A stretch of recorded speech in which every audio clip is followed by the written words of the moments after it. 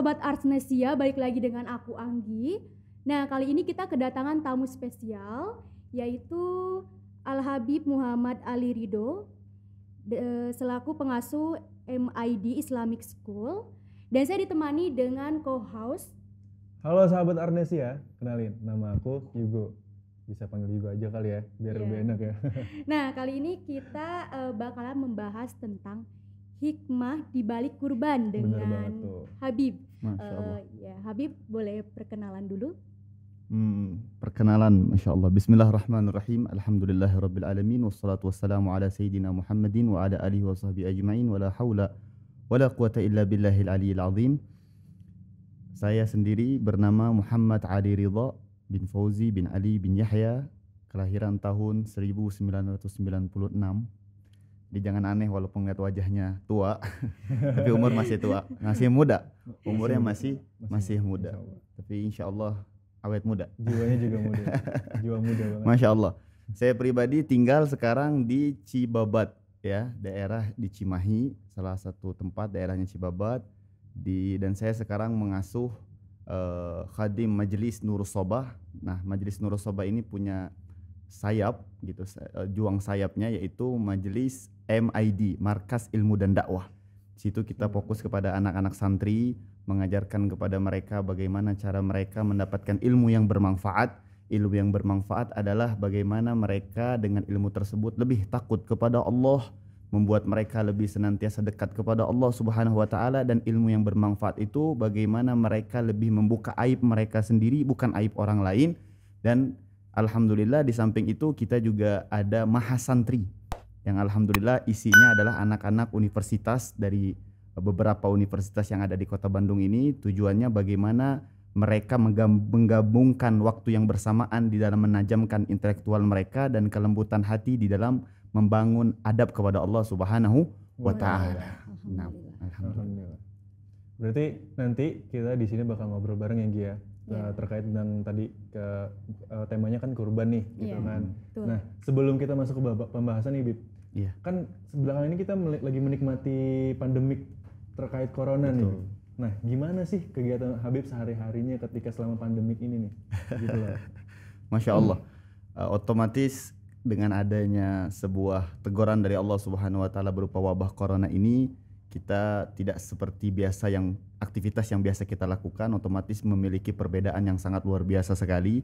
Bukan hanya dari saya pribadi, mungkin dari sekian banyak kalangan, dari setiap banyak organisasi dan lain sebagainya. Akan tetapi buat pribadi, alhamdulillah kita masih berjalan yang namanya kegiatan dengan mematuhi protokol pemerintah. Kita masih suka kuliah daring, apa istilahnya? Kuliah online dan lain sebagainya, alhamdulillah. Dan kita lebih fokus di saat wabah corona ini bagaimana cara kita diberi kesempatan oleh Allah. Yang tadinya sibuk, alhamdulillah kita punya kegiatan. Biasanya setiap malam acara ada 5 panggung, ada 6 panggung sampai pulang subuh ya. Subhanallah, kita biasanya sibuk, terus paginya kita ngajar lagi dan lain sebagainya. Tapi di saat Allah beri kita ujian corona ini, kita alhamdulillah memiliki waktu yang banyak untuk bagaimana cara mengajarkan yang lebih dalam lagi tentang agama Islam kepada famili kita di rumah. Bagaimana cara mengajarkan mereka tentang bacaan Al-Quran yang lebih mendalam, mentadabburinya dan lain sebagainya. Alhamdulillah. Istri pun lebih terpantau dan lain sebagainya. Alhamdulillah. Jadi memang pandemik ini lebih mendekatkan kepada keluarga. Betul, itu sendiri poinnya. Keluarga dan hikmahnya banyak sekali, Masya Allah. Tabaraka wa ta'ala. Nah, terkait kan mungkin sering di rumah nih Bib ya. Apakah ada acara-acara yang mungkin terhalangi atau ada beberapa acara yang tertunda atau gimana? Pasti banyak. Kita alhamdulillah selama 1 bulan sebelum corona ini kita ada hampir 24 majelis atau 28, dan itu semuanya subhanallah ditutup. Cuman tinggal 1 atau 2 itu pun pakai kuliah online tadi. Kuliah online ya, Bib, itu pun pakai kuliah online, alhamdulillah. Nah, Sobat Arsnesia, jangan kemana-mana dulu karena nanti kita bakalan ngobrol seru lagi nih bersama Habib. Jadi jangan kemana-mana.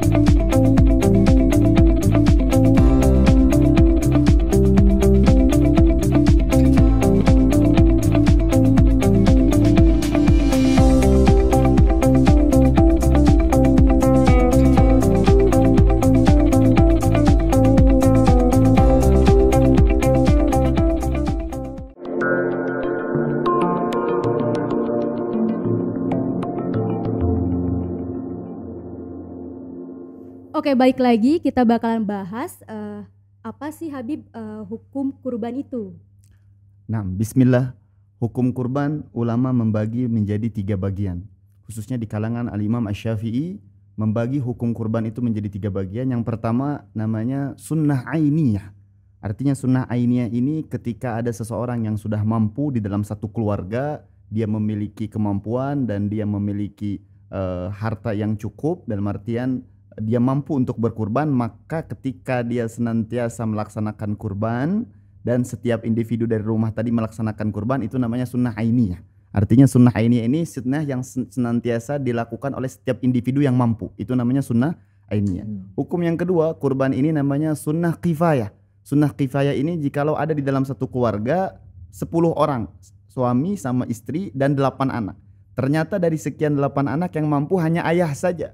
Maka cukup ketika ayah senantiasa melakukan sunnah kurban, dia menyembelih hewan kurban, maka yang lain gugur daripada kesunahan untuk dituntut melaksanakan hewan kurban tadi. Jadi yang lain gugur, nggak usah melaksanakan hewan kurban lagi. Adapun hukum yang ketiga namanya wajib. Kapan hewan kurban tadi wajib? Ketika dinazarkan. Dia ketika sebelum masuk bulan Zulhijjah mengatakan, saya mau menyembelih hewan kurban tahun ini. Saya bernazar untuk menyembelih hewan kurban. Maka seketika dia mengucapkan hal demikian dan dia sudah menazarkan di dalam hatinya, maka dia wajib menyembelih kurban tersebut. Jadi hukumnya wajib. Nanti antara sunnah sama wajib ini berbeda nanti di dalam pembagian dagingnya. Kalau yang sunnah tadi dagingnya boleh dimakan untuk yang menyembelihnya. Tapi kalau namanya nazar yang wajib, dia nggak boleh memakan hewan kurbannya sama sekali dan dia wajib mengeluarkan semuanya untuk orang lain. Seperti itu. Itu hukum kurban. Jadi ada 3 hukum. Nah, lalu seharusnya nih Beb ya, menurut Habib, kapan sih batas waktu sahnya penyembelihan hewan kurban? Sahnya kapan, waktu lebih tepatnya gitu. Nah, Nabi SAW di dalam hadisnya dan ulama-ulama menerangkan waktu permulaan penyembelihan kurban tersebut adalah ketika matahari terbit dan setelah melaksanakan sholat Idul Adha 2 rakaat dan selesai khutbah singkatnya, maka disitulah waktu permulaan hewan kurban disembelih. Itu waktu permulaannya. Sampai kapan? Sampai tanggal 13 Dzulhijjah yang ditutup dengan terbenamnya matahari. Terbenamnya matahari. Jadi ada waktu 4 hari sama hari raya Idul Adha-nya. Hari raya Idul Adha-nya dimulai setelah khutbah selesai sholat Id, kita habis sholat Id berjamaah di masjid, kemudian khutbah disampaikan, selesai khutbah pulang, disitulah waktu yang paling afdol menurut ulama untuk kita menyembelih hewan kurban. Habib, bagaimana kalau kita tidak senantiasa melaksanakan ibadah sholat Idul Adha atau tidak ada khutbah? Misalkan contoh buat saudara-saudara kita yang hidup mungkin di kalangan mayoritasnya bukan Islam, sehingga mereka sulit dan lain sebagainya. Maka ulama memberikan jalan keluar bagi mereka yang tidak sholat Idul Adha atau khutbah. Mereka minimal bisa memperkirakan biasanya di daerah mereka berapa lama sih berlangsungnya sholat Idul Adha sama khutbah ini. Oh, setengah jam. Berarti ketika matahari sudah terbit dan waktu setengah jam sudah berlalu, disitulah disunnahkan untuk menyembelih hewan kurban. Awal permulaan waktunya dan ditutup tanggal 13 Zulhijjah. Bertepatan sekarang tepatnya pada tanggal 31 adalah tanggal 10 Zulhijjah, 1, 2, 3 Agustus. 3 Agustus adalah akhir terakhir menyembelih hewan kurban ketika matahari terbenam. Kalau kita lewat daripada waktu yang telah ditentukan oleh syariat tadi, maka hewan kurbannya bukan menjadi hewan kurban tapi sedekah. Pahalanya dia dapat bukan pahala berkurban, tapi dia dapat pahala bersedekah di hadapan Allah Subhanahu, dan mudah-mudahan tetap akan diterima sedekah kambing yang dia keluarkan tadi. Nah, Bib, terkait tentang waktu itu nih kan, waktu penyembelihan hewan kurban, itu ada nggak sih dasar-dasar, mungkin seperti dalil atau ada dasar dari ayat Al-Quran tentang waktunya dan biar lebih jelas gitu, Bib? Mungkin nanti soalnya saya pribadi kan juga dasarnya belum tahu juga nih gitu.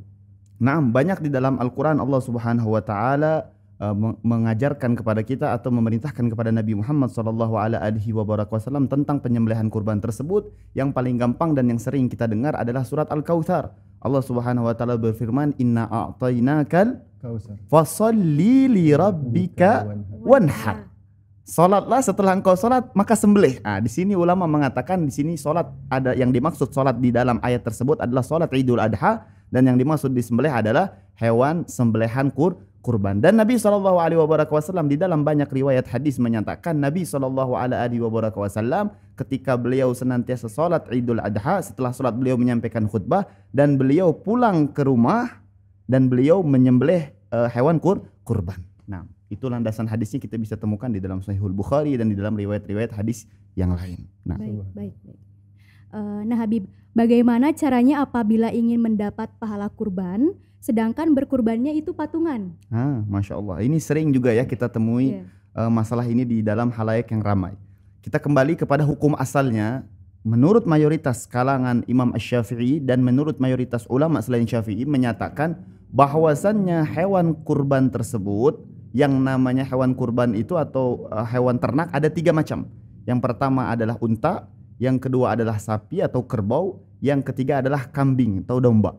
Nah, yang namanya unta itu boleh untuk 7 orang. Yang namanya sapi boleh untuk 7 orang. Tapi kalau kambing ulama sepakat harus untuk 1 orang saja.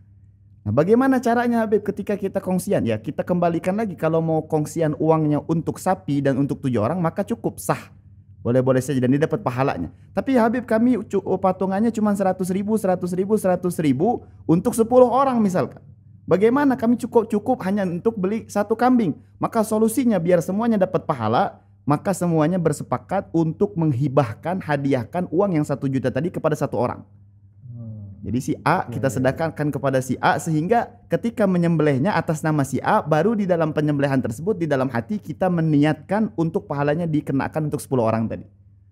Nah, dan itu yang Nabi SAW lakukan di dalam menyembelih 2 ekor kambing. Ketika Nabi pertama memotong 1 kambing mengatakan, ya Allah, kambing ini aku sembelih untuk diriku dan keluargaku. Yang kedua, aku sembelih kambing ini untuk umat-umatku. Nabi SAW mengatakan. Jadi 1 kambing tapi pahalanya untuk orang banyak. Ini solusi.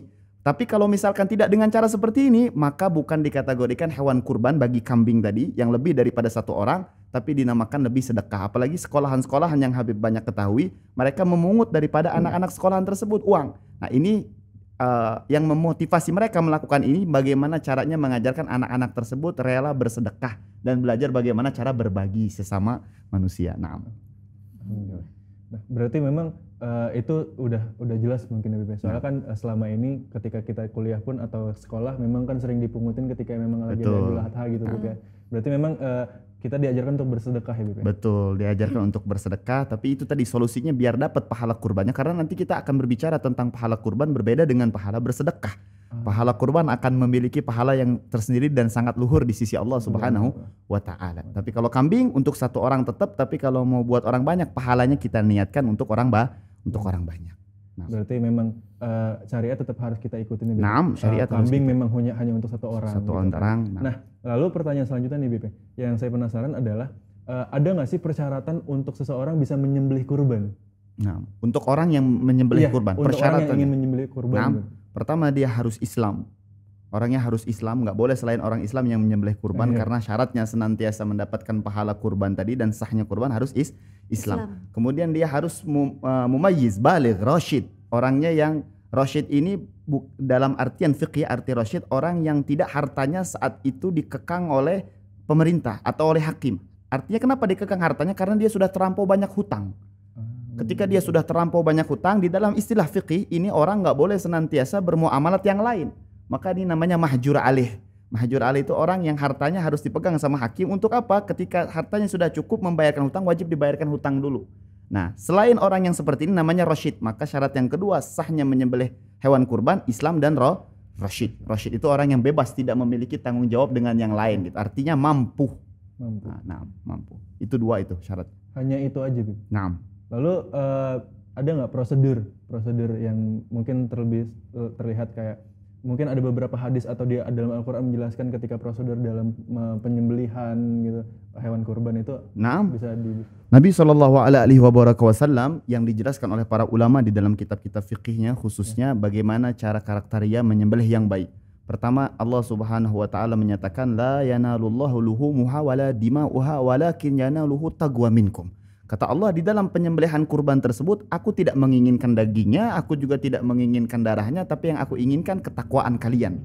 Yang mau berkorban dengan harta kalian, dengan penghambaan kalian kehadapku, maka itulah yang aku akan dapatkan, kata Allah Subhanahu wa Ta'ala. Itulah yang aku akan lihat. Maka Nabi SAW ketika tahu yang namanya tujuan kurban adalah bertakwa kepada Allah, maka Nabi SAW mengatakan, فَإِذَا ذَبَحْتُمْ فَأَحْسِنُوا ذِبْحَةً. Kalau kalian mau menyembelih, maka perbaiki sembelihan kalian. Dengan cara apa? Pertama, ketika kita mau menyembelih, kita harus senantiasa menggunakan basmalah. Bismillahirrahmanirrahim. Kemudian salawat kepada Nabi Muhammad. Allahumma salli wa sallim ala Sayyidina Muhammad wa ala ali Sayyidina Muhammad. Kemudian kita senantiasa bertakbir.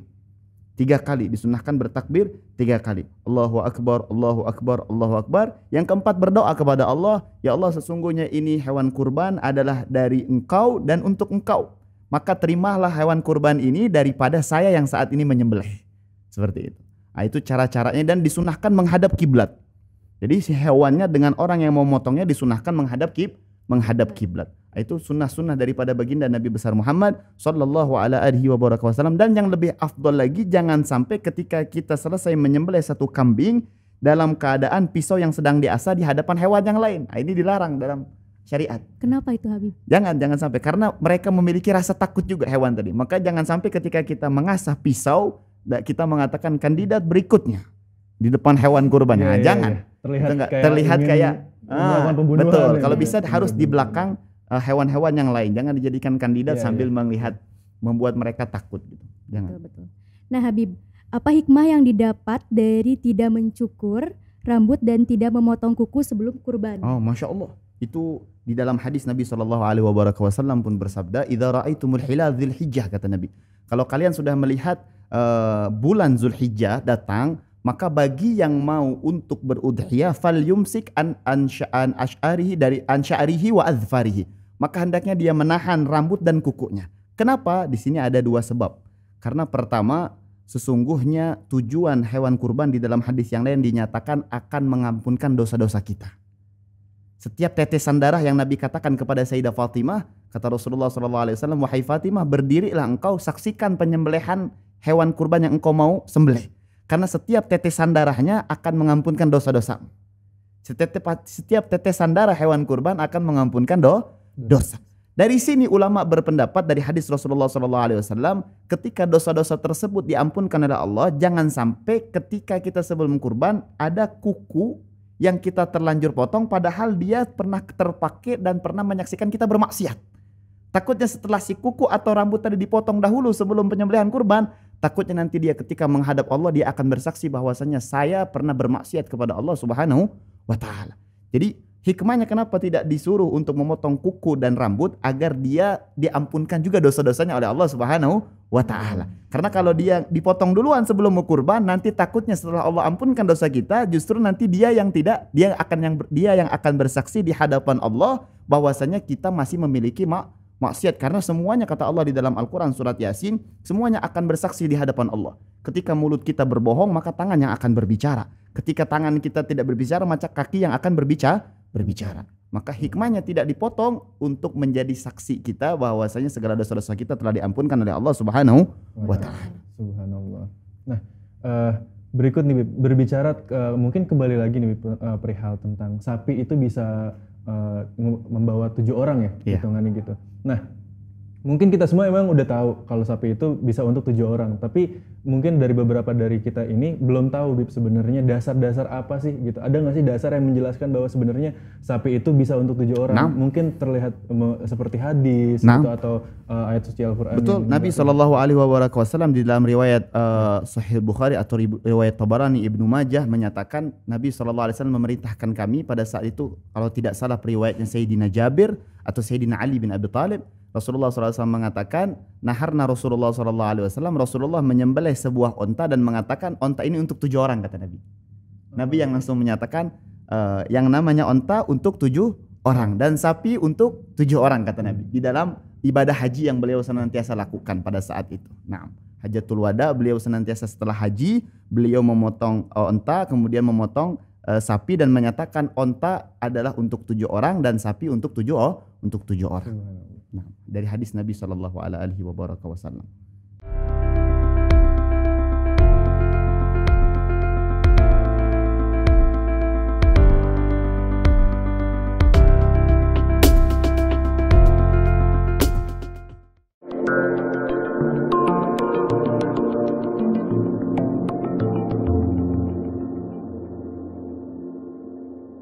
Oke, seru banget nih ngobrol bersama Habib. Nah, buat di sini ada yang mau bertanya? Iya, siapa tahu ada yang mau nanya nih kan gitu. Soalnya lumayan seru juga ya Beb ya, membahas tentang kurban itu. Lalu yang apa namanya yang bikin tertarik itu adalah apakah di zaman Rasul saat itu ketika menciarkan untuk berkurban, apa emang udah ada sapi? Atau emang hanya sekedar unta aja? Jadi di Arab mungkin kurbannya unta semua. Nah, Nabi SAW pada saat itu memang seperti di dalam Al-Quran Allah Subhanahu Wa Taala pun mengatakan, kata Allah Subhanahu Wa Taala, apakah kalian tidak melihat aku menciptakan langit, kata Allah, dan aku bentangkan yang namanya bumi, dan bagaimana aku menciptakan yang namanya ibil kaifa khuliqat wa ila samai kaifa rufi'at wa ila al-ardi kaifa nusibat. Kata Allah Subhanahu Wa Taala menyatakan di dalam Al-Quran ketika membahas tentang negeri Arab, kata Allah, apakah kalian tidak melihat bagaimana langit yang begitu luas, kemudian aku bentangkan muka bumi ini yang begitu luas juga, karena di sana padang pasir. Tapi Allah tidak mensifati yang lain, tapi Allah bilang, lihatlah unta bagaimana aku menciptakannya. Karena di dalam unta banyak senantiasa hikmah-hikmahnya. Memang pada saat itu Nabi SAW yang ditemukan pada zaman Nabi kebanyakan memang onta dan kambing paling banyak. Nah, gimana nih? Gimana, ada yang bertanya? Gak usah malu-malu. Oke. Assalamualaikum warahmatullahi wabarakatuh. Waalaikumsalam warahmatullahi wabarakatuh. Afwan, izin bertanya, banyak bagi lihat di masyarakat kita kalau berkurban itu biasanya ketika memotong darah yang menjungkat itu suka dijadikan apa? Kayak dicuci tangan gitu. Maksudnya apa, ada fadilahnya atau ada tuntunannya dari Nabi Muhammad SAW? Allahumma shalli wa sallim wa barik alaihi. Nah, yang jelas namanya darah hewan itu najis. Darah hewan itu najis. Ketika kita senantiasa menggunakan darah hewan apapun, bekas sembelihan atau ada hewan yang mungkin kecelakaan dan lain sebagainya berserak darahnya ketika kita gunakan maka hukumnya najis, harus dicuci. Jangan sampai nanti kebawa sholat sehingga sholat yang kita tidak sah. Adapun kebiasaan masyarakat yang terjadi mengambil bekas darah hewan kurban, wallahu a'lam, itu di dalam hadis tidak pernah kita dapati atau tidak pernah guru-guru kita bercerita tentang keutamaan mengambil darah tersebut. Akan tetapi orang-orang setempat, orang-orang kampung biasanya mengatakan biar lebih kuat katanya. Entah lebih kuat karena dalam artian fisiknya melihat darah kuat sehingga jadi kuat gitu kan. Wallahu a'lam kalau tentang darah. Tapi yang jelas di dalam hadis atau di dalam guru-guru kita mengajarkan kita tidak pernah membahas keutamaan mengambil darah hewan kurban tadi sehingga bisa menjadi apa dan lain sebagainya. Itu kita tidak pernah mendengar. Nggak tahu kalau misalkan ada pembahasannya, saya belum belajar mungkin, wallahu a'lam. Tapi yang dibahas tentang darah hewan di dalam kitab-kitab fikih kebanyakan adalah tentang kenajisannya, bukan tentang keutamaannya tapi tentang kenajisannya. Berarti walaupun memang itu darah dari hewan kurban itu tetap terhitung najis ya? Terhitung najis darahnya, tidak boleh dipakai untuk sholat. Jangan sampai nanti dipakai buat sholat kemudian sholatnya menyebabkan tidak sah. Tapi kalau berbicara tentang darah hewan jangan dipegang. Tapi kata Nabi SAW, setiap tetesan tetesan darahnya tadi di dalam riwayat Sayyidah Fatimah Az-Zahra bahwasanya mengampunkan dosa-dosa kita. Mungkin dosanya banyak dipakai-pakai semua gitu, wallahu alam. Oke, mungkin ada yang mau bertanya lagi? Ya. Bagaimana hukumnya memberikan hewan kurban untuk orang tua kita yang sudah meninggal? Nah, jangan tuh, nggak dimakan nanti. memberikan hewan kurban kepada orang tua yang sudah meninggal nanti nggak dimakan, kumaha tuh, masukin dalam kubur. Pahalanya pahalanya bukan hewan kurbannya, pahala. Apa hukumnya senantiasa ketika kita menyembelih kurban pahalanya diniatkan kepada kedua orang tua, sah dan itu sampai. Dalilnya dari mana? Tadi Nabi SAW menyembelih kurban untuk umatnya, padahal umatnya pada saat itu masih ada yang belum lahir. Oh iya benar juga. Dan banyak dari pada saat Rasulullah menyembelih itu ada sebagian sahabat-sahabatnya yang sudah senantiasa meninggal. Nabi SAW menghadiahkan pahala hasil daripada sembelihan beliau, mengatakan untuk umat Nabi Muhammad Sallallahu alaihi. Di sini kita bisa mendapatkan faedah dari hadis tersebut bahwasanya pahala ketika kita menyembelih hewan kurban dan dihadiahkan pahalanya buat kedua orang tua, maka boleh-boleh saja. Bahkan di dalam hadis yang lain Rasulullah SAW ditanya oleh seseorang sahabiyah perempuan menanyakan kepada Rasulullah, "Ya Rasulullah, inna ummi matat." Ya Rasulullah, ibuku ini tiba-tiba meninggal. Padahal beliau ingin sekali bersedekah pada saat itu. Afatasaddaqu anha? Kalau aku bersedekah untuk ibuku apakah sampai? Qala na'am. Nabi SAW kemudian mengatakan, ya sampai, kata Nabi SAW. Pahalanya jadi sampai. Tapi kalau menyembelih dengan niat nama orang tua yang sudah meninggal, ini menjadi perbincangan ulama. Tadi kalau masalah pahalanya jelas. Tapi kalau ketika menyembelihnya senantiasa diniatkan dengan nama orang yang sudah meninggal, ini ulama terbagi menjadi dua. Khususnya di kalangan Syafi'iyah antara Imam Rafi'i sama Imam Nawawi. Imam Rafi'i sendiri mengatakan tidak boleh untuk menyembelih nama orang tua yang sudah meninggal kecuali ketika orang tua berwasiat. Sebelum meninggal dia wasiat, nanti kalau misalkan saya nggak bertemu dengan bulan Dzulhijjah, nak, tolong sembelihkan ya buat saya. Maka menyembelihnya atas nama orang tua. Berarti misalnya memang orang tuanya tidak berkata tidak memberikan wasiat. Menurut Imam Romli. Menurut Imam Romli. Tapi Imam Nawawi mengatakan wasiat nggak wasiat boleh. Jadi ini perbedaan antara ulama saja. Jadi tergantung yang mana yang akan kita yakini. Ya, terserah mau ngambil yang mana gitu. Tapi tadi karena memang kalau kita ngelihat hikmah daripada menyembelih ini lebih afdol untuk orang yang masih hidup, lebih afdolnya. Kenapa? Karena ketika kita menyembelih salah satu hikmahnya tujuan kita agar menghilangkan nafsu-nafsu yang ada di dalam diri kita yang memiliki kemiripan seperti hewan kurban tadi. Seperti kambing memiliki hawa nafsu kadang yang tinggi. Memiliki kadang Masya Allah hasrat yang kuat. Maka ketika seseorang menyembelih tadi tujuan dia salah satunya menyembelih hawa nafsu dia. Karena ketika kita menyembelih tadi kita tahu caranya dengan mengatakan Allahu Akbar, Allahu Akbar. Itu sama kayak orang yang lagi berangkat ibadah haji melempar jumroh. Allahu Akbar, Allahu Akbar. Tujuannya melempar setan yang ada di dalam sumur itu tadi, Aqobah tadi. Yang ada di dalam sumur tujuannya apa? Agar hawa nafsu tadi dia lempari dan dia hancurkan. Maka tujuan menyembelih bersamaan dengan ritual haji, tujuannya agar menyembelih hawa nafsu. Maka dengan hikmah seperti ini lebih afdol bagi orang yang hidup. Subhanallah, seru banget ngobrol tentang kurban. Nah kali ini aku mau nanya nih Pak. Kita masuk ke sesi game ya berarti ya sekarang games. ya. Miskin tapi dekat dengan Tuhan atau kaya tapi jauh dari Tuhan. Nah itu gimana tuh? Nggak ada yang ketiga pilihannya? Nggak ada kan? Ini kayaknya karena bentuk gitu. bentuknya Cepat ya. Betul. Oke. Miskin tapi dekat dengan Tuhan atau kaya tapi jauh dari Tuhan? Betul. Mending miskin yang merasa kaya dekat dengan Tuhan. Miskin yang merasa kaya tapi dekat dengan Tuhan ya Beb ya. Nah. Tapi kan nggak ada pilihannya Beb. Karena dengan kemiskinan yang kita dapati sebagai kekayaan yang Allah berikan kepada kita sehingga membuat kita selalu lebih dekat dengan Allah. Ya. Nah, makanya Nabi SAW lebih memilih untuk hidup dengan sederhana. Nabi bukan berarti Nabi itu SAW miskin, enggak. Nabi Muhammad ditawarkan emas gunung, tapi beliau memilih untuk lebih kepada kesederhanaan sahaja. Nah, jadi Habib pilih yang miskin tapi dekat dengan Tuhan. Miskin merasa kaya dekat dengan Tuhan. Nah, luar biasa banget. Iya. Next.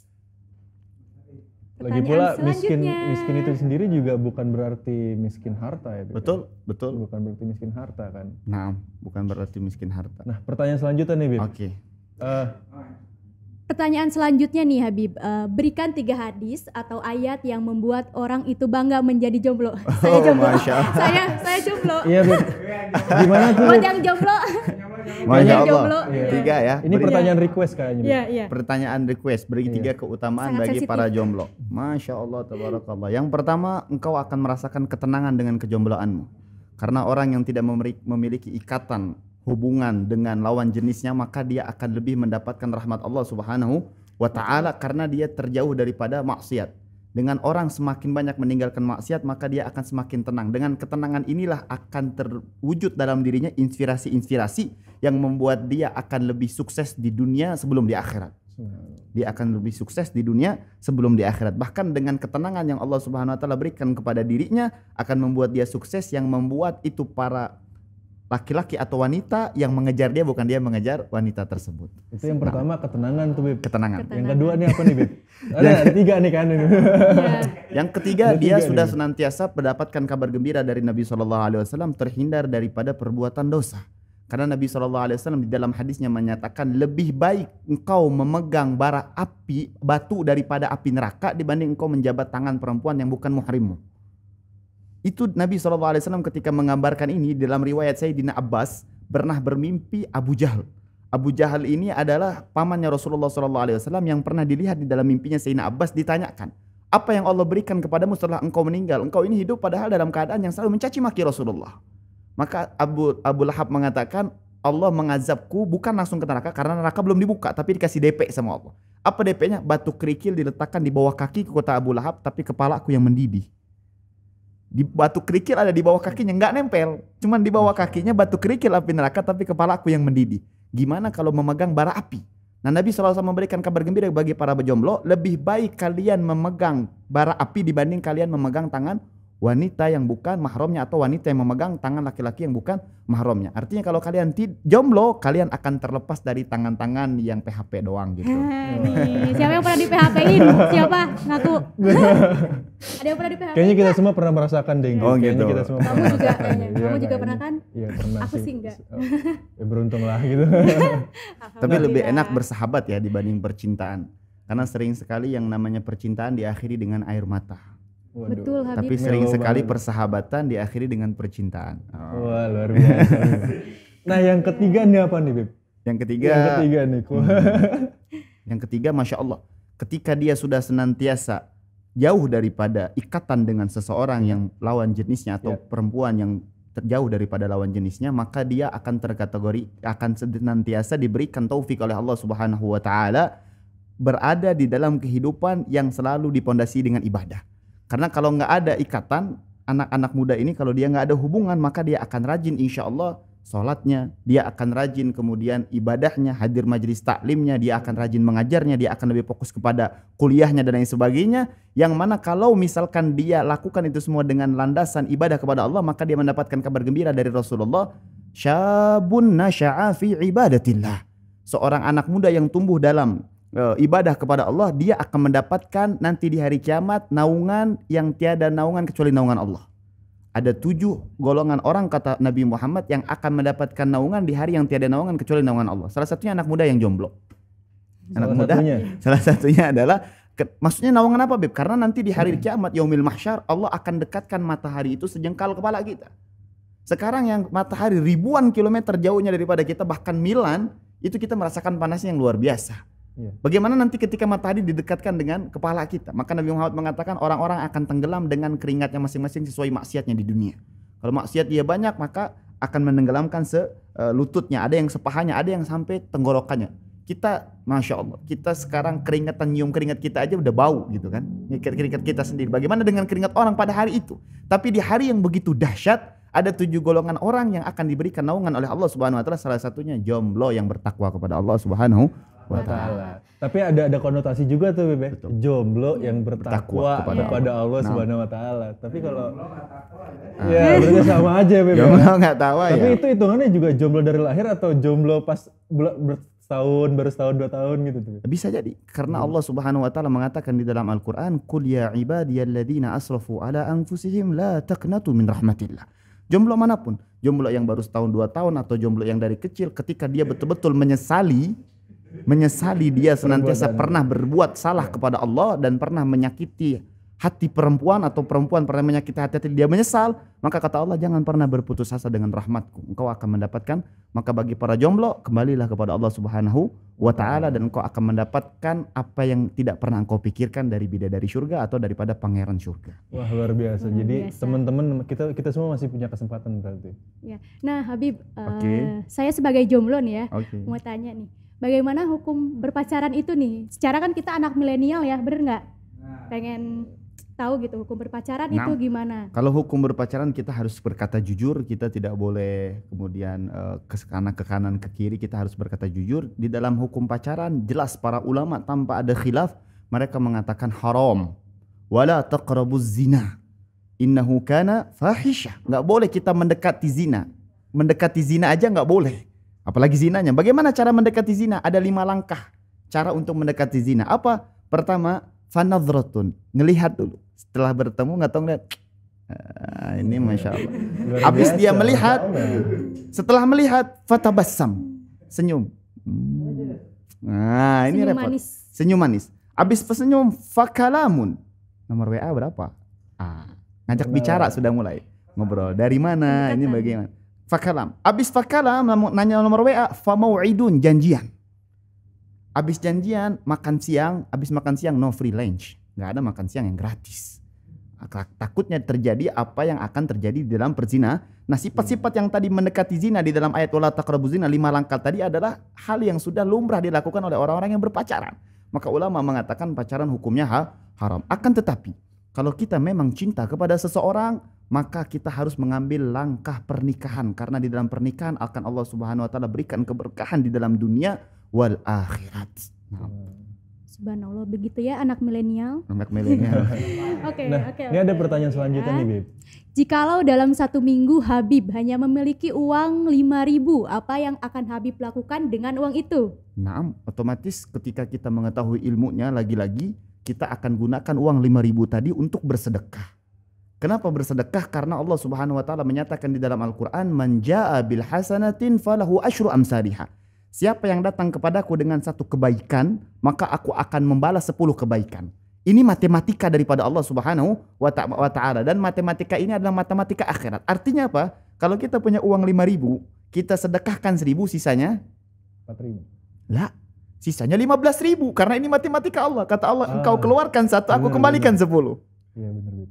Jadi kalau kita mau senantiasa mendapatkan dengan uang 5.000 tadi pahala yang sangat besar dan akan cashbacknya balik lebih besar dari Allah Subhanahu wa taala, maka keluarkan. Kenapa saya bilang keluarkan? Karena orang yang nggak percaya ayat ini hukumnya kafir.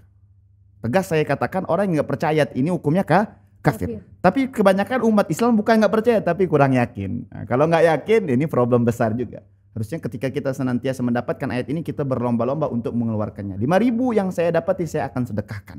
Tapi ingat, jangan hanya senantiasa menganggap rezeki itu akan cashbacknya berupa uang lagi. Bisa jadi di dalam Lauhil Mahfud kita dicantum oleh Allah, ini orang hari ini naudzubillah min dzalik kecelakaan harus mengeluarkan uang 15.000 misalkan. Tapi karena dia bersedekah 5.000, maka Allah Subhanahu wa taala hilangkan kecelakaannya dan dia nggak jadi kecelakaan, diselamatkan oleh Allah Subhanahu wa taala. Jadi 5.000-nya dipakai kan akan cashback.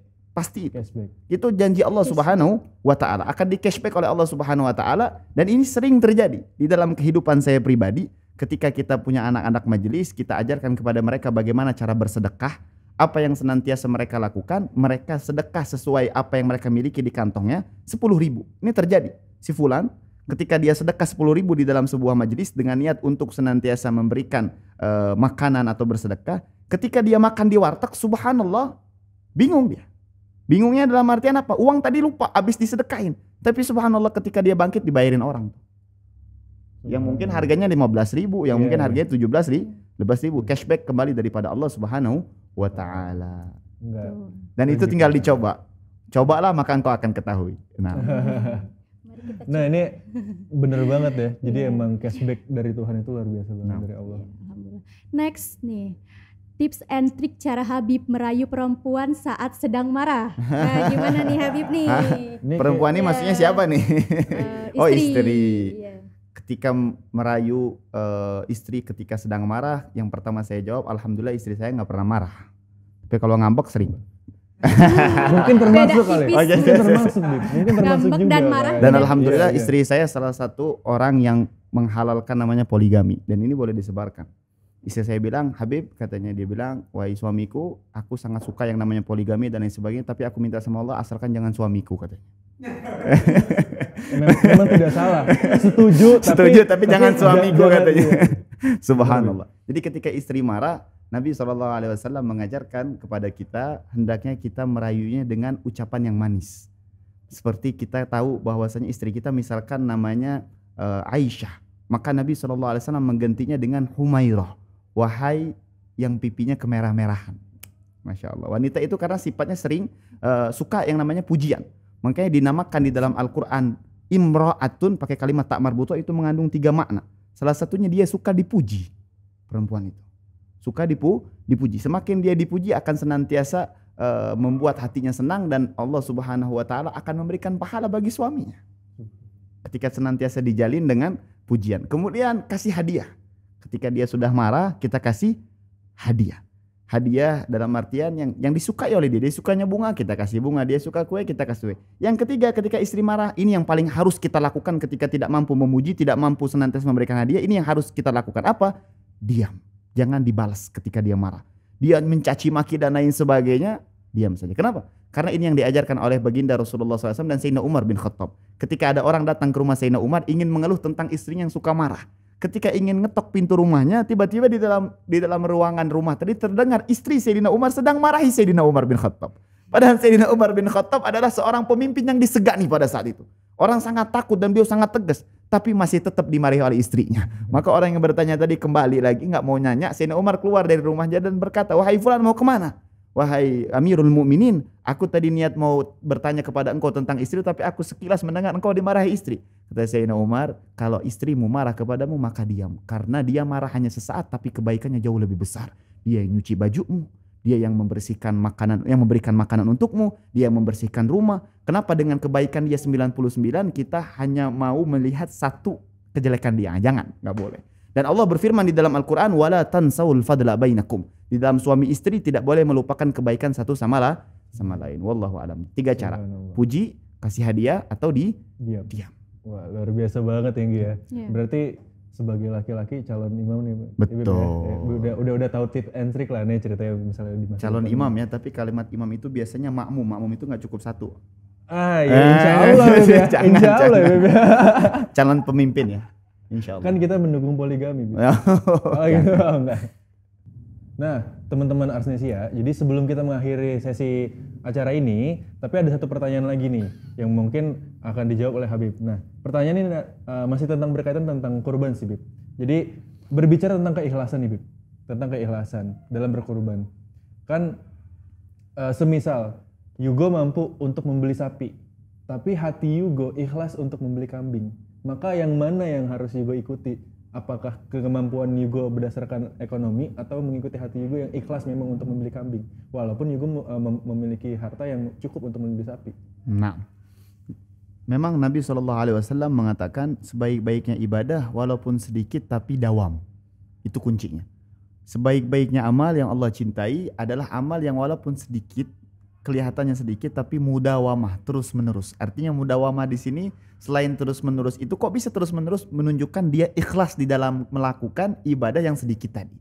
Maka kalau misalkan memang kita memiliki kemampuan untuk senantiasa menyembelih sapi, tapi kita ikhlasnya membeli kambing, maka nggak apa-apa. Kita lebih kedepankan yang namanya menyembelih kambing. Tapi kita harus senantiasa belajar lagi. Kenapa kita ikhlasnya kok cuman kambing ketika senantiasa diberikan tawaran oleh Allah pahala yang lebih besar. Ketika kita melamar kerja di dalam sebuah perusahaan, ada yang gajinya di dalam satu perusahaan dikasih 1 juta, tapi perusahaan yang lain menawarkan justru 500 juta. Perbedaan yang sangat jauh dan kita dua-duanya bisa masuk. Kenapa lebih mengambil yang 1 juta, tidak lebih mengambil yang 500 juta? Tidak lain dan tidak bukan karena keilmuan kita yang belum kita ketahui tentang keutamaan tersebut. Tapi kalau masalah pertanyaan tadi jawabannya, maka lakukanlah yang lebih ikhlas. Tapi kita terus belajar. Setelah itu jangan hanya terfokus kepada satu, tapi cari tahu ilmunya. Ketika kita memang mampu untuk lebih, kenapa tidak mengambil gaji yang lebih daripada Allah Subhanahu wa Ta'ala? Seperti itu, Bib. Nah, luar biasa sekali pertanyaan jawabannya. Ya, udah selesai kan? Nah. Closing. Oke Habib, terima kasih udah.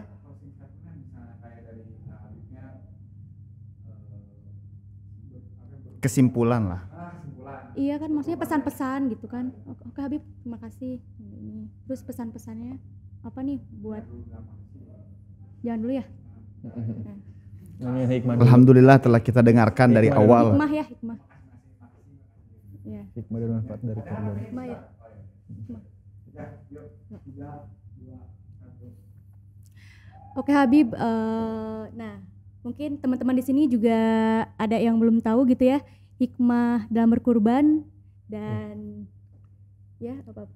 Jadi intinya kesimpulan dari apa yang tadi kita sampaikan daripada hukum kurban, kemudian prakteknya berkurban dan sunnah-sunnahnya berkurban dan lain sebagainya. Kesimpulan daripada itu semua adalah hikmah yang ditanyakan oleh saudari kita, dan mudah-mudahan dengan kita mengetahui hikmah ini akan lebih menyemangatkan diri kita untuk mau mendekatkan diri kepada Allah Subhanahu wa taala. Hikmah dari berkurban ini sebetulnya banyak sekali, sehingga saking banyaknya kalau kita sampaikan di dalam forum ini tidak cukup waktunya. Maka kita hanya akan menyampaikan beberapa saja hikmah yang Allah Subhanahu wa taala simpan di dalam berkurban. Pertama, yang namanya kurban, ketika seseorang berkurban dia mengajarkan arti cinta kepada Allah Subhanahu wa taala. Ketika Nabi Allah Ibrahim yang saat itu betul-betul mengharapkan seorang anak yang sudah lama tidak Allah berikan, sekian puluh tahun beliau menikah tidak dikaruniai anak. Sekalinya dikaruniai anak oleh Allah berupa Ismail, sedang cinta-cintanya kepada anak disuruh disembelih oleh Allah Subhanahu wa taala. Kalau bukan karena kecintaan yang mendalam kepada Allah dan rasa pengabdian yang tinggi kepada Allah, maka beliau tidak mau mengikuti perintah. Tapi karena kecintaannya kepada Allah, Nabi Allah Ibrahim alaihi salatu wassalam mampu dengan kecintaannya yang tinggi mengorbankan anaknya. Artinya cinta menuntut pengorbanan. Ketika kita mengatakan kita cinta kepada Allah, ketika kita mengatakan kita rindu kepada Allah Subhanahu wa taala dan ingin mendapatkan pahala yang besar daripada Allah, Allah minta pengorbanan tersebut. Dengan apa? Dengan kita mengeluarkan harta kita. Dengan kita senantiasa mengeluarkan apa yang paling kita cintai daripada harta kita untuk mendekatkan diri kita kepada Allah Subhanahu wa taala. Jadi arti hikmah yang pertama mengajarkan arti cinta yang hakiki dengan kita mau berkorban kepada Allah Subhanahu wa taala. Yang kedua, hikmah berkorban ini mengajarkan solidaritas yang tinggi. Bagaimana kita sesama umat manusia merasa pentingnya untuk kita berkurban dan berbagi kepada orang-orang yang khususnya di saat pandemik ini mereka dalam keadaan kesulitan. Banyak dari mereka yang tidak bisa makan, banyak dari mereka yang hanya melihat daging itu di kelas restoran, di kaca-kaca restoran. Tapi dengan adanya hewan kurban yang diperintahkan oleh Allah, kita diwajibkan tadi salah satu prakteknya untuk membagikan sepertiga daripada daging tadi kepada fakir miskin. Tujuannya agar apa? Agar menumbuhkan rasa kasih sayang satu sama lain. Ini ajaran Islam. Jadi hikmah berkurban memiliki hikmah yang sangat luar biasa. Yang pertama mengajarkan arti cinta. Yang kedua bagaimana cara kita untuk menjalin hubungan satu sama lain. Menghilangkan fanatisme kita. Menghilangkan rasa egois kita. Menghilangkan pengkultusan kita kepada sebuah organisasi dan lain sebagainya. Mengajarkan arti kebersamaan yang sesungguhnya. Dengan kita mau berbagi, mengeluarkan harta kita dan mau berbagi sesama umat manusia.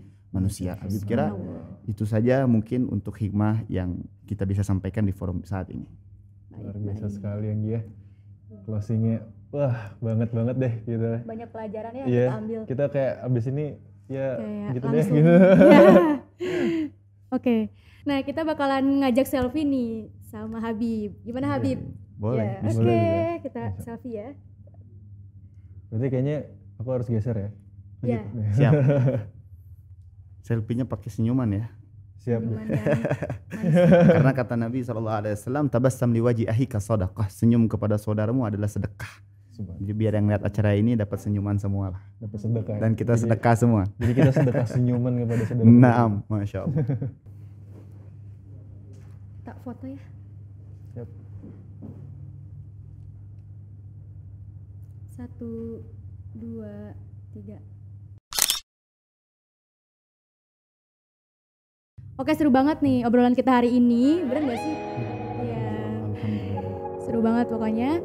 So, thank you so much udah nonton Jurnal Ars. Nah, jangan lupa like, comment, and subscribe.